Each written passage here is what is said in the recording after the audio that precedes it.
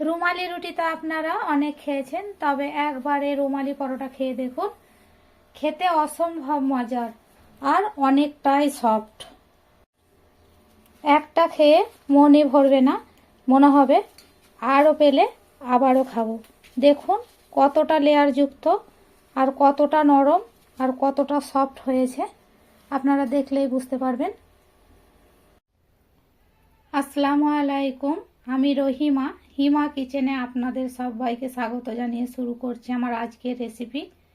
তো আজ আমি আপনাদের তৈরি করে দেখাবো রুমালি পরোটা। তো চলুন দেখে নেওয়া যাক কীভাবে এই পরোটা তৈরি করি। প্রথমে একটা বোল নিয়ে নিয়েছি।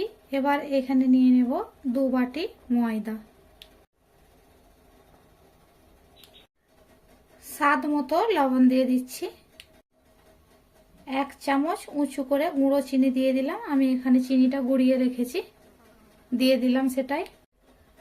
দিয়ে দেব 2 টেবিল চামচ রিফাইন অয়েল। সব উপকরণ একসাথে খুব ভালোভাবে মিশিয়ে নেব।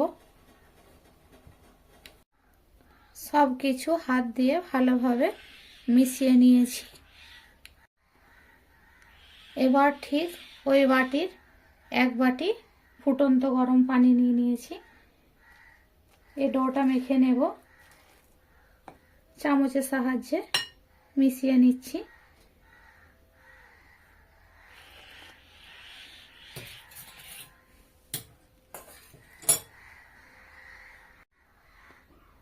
তো এখানে পুরোপুরি আমি 1 বাটি পানি দিয়ে দিলাম, আপনাদের কম বেশি লাগতে পারে।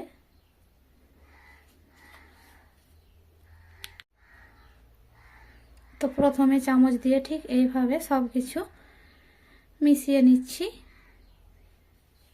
এবার চামচ সরিয়ে হাত দিয়ে খুব ভালোভাবে একটা ডো তৈরি করে নেব।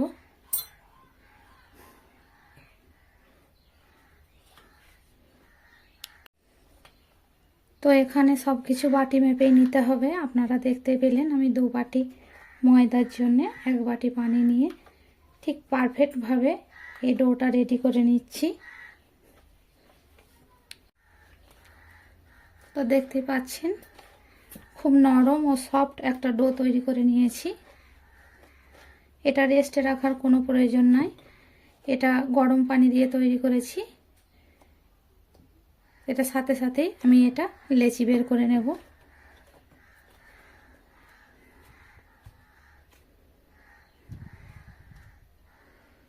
তো ঠিক এইভাবে প্রত্যেকটা লেচি রেডি করে নিচ্ছি।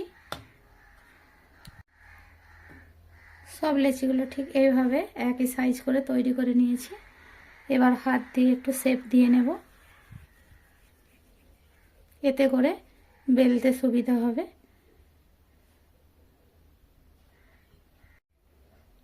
সব লেচিগুলো ঠিক একইভাবে শেপ দিয়ে নিয়েছি। এবার ঢাকা দিয়ে একটা সাইডে সরিয়ে রাখবো। এবার একটা পিঁড়ে নিয়ে নিয়েছি, এর মধ্যে একটা লেচি নিয়ে ওপর থেকে হালকা করে একটু ময়দা ছড়িয়ে এটা একটা রুটি বেলে নেব।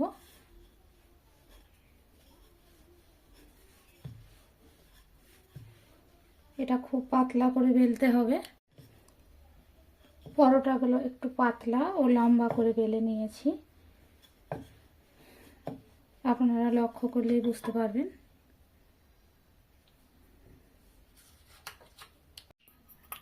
একটা বাটি নিয়েছি, এবার এখানে নিয়ে নেব 3 চামচ কর্নফ্লাওয়ার,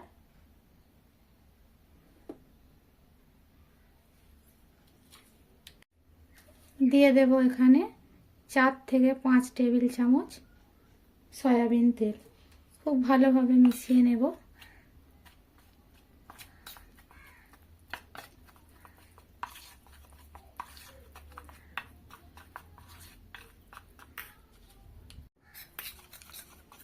খুব ভালোভাবে মিশিয়ে নিয়েছি, এরকম একটা স্মুথ পেস্ট তৈরি করে নিয়েছি। এবার এই রুটির মধ্যে মিশিয়ে নেব।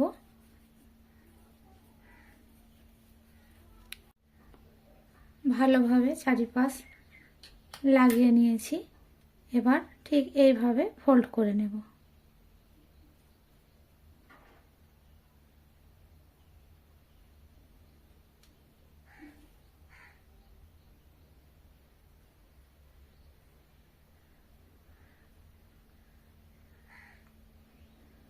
এবার একটা প্লেটে তুলে নিচ্ছি। তো একইভাবে প্রত্যেকটা এইভাবে শেপ দিয়ে রেডি করে নিচ্ছি। একে একে প্রত্যেকটা পরোটা ঠিক এইভাবে বেলে নিয়েছি।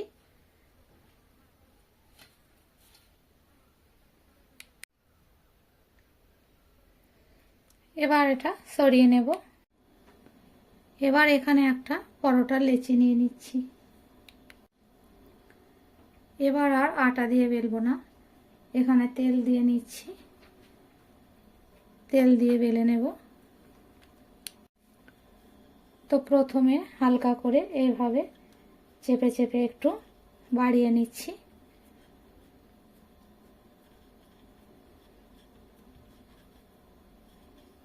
ঠিক এইভাবে একটু পাতলা করে নেব।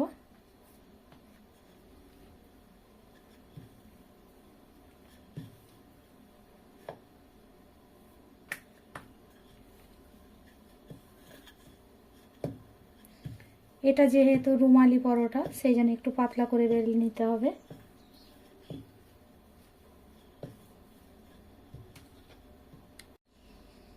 তো ঠিক এইভাবে বেলে নিয়েছি একটু পাতলা করে। এবার এটা প্যানের মধ্যে দিয়ে ভেজে নেব। আগে থাকতে একটা প্যান বসিয়ে নিয়েছি, গ্যাসের চুলা অন করে আর কিছুটা তেল ব্রাশ করে নিয়েছি। এবার এর মধ্যে এই পরোটাটা দিয়ে দেব। তো কয়েক মিনিট লো টু মিডিয়াম আঁচে ভেজে নিয়েছি। এবার ওপর থেকে ব্রাশ করে দেব তেল।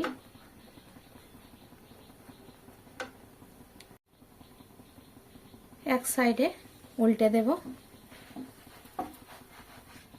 তো এটা হালকা আঁচেই ভেজে নিতে হবে, হাই হিটে ভাজা যাবে না। আবারও ওপর থেকে কিছুটা তেল ব্রাশ করে দিচ্ছি। দেখতেই পাচ্ছেন চারিপাশ ফুলে ফুলে উঠছে। এই পরোটা একদম লো টু মিডিয়ামে ভেজে নেব। আবারও এক সাইড উল্টে দিচ্ছি।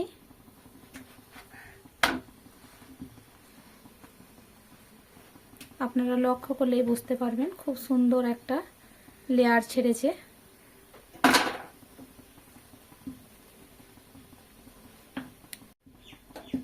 তো আমার দুই পিঠই হালকা ব্রাউন করে ভেজে নিয়েছি।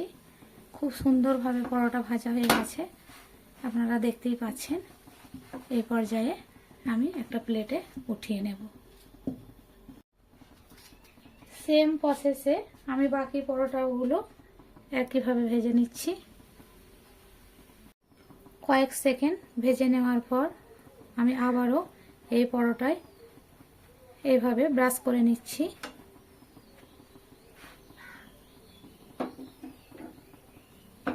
এবার এক পিঠ হয়ে গেলে অপর পিঠ এভাবে উল্টে দেব।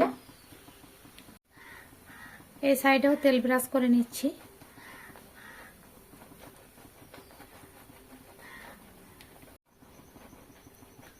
তো আস্তে আস্তে দেখতেই পাচ্ছেন খুব সুন্দরভাবে ফুলে উঠছে। তো সময় নিয়ে ধৈর্য ধরে পরোটাগুলো ভেজে নেব। তো উল্টে পাল্টে পরোটা খুব ভালোভাবে ভেজে নিয়েছি। এবার এগুলো প্লেটে তুলে নিচ্ছি। তো সেম ভাবে সব পরোটাগুলো একে একে ভেজে তুলে নেব।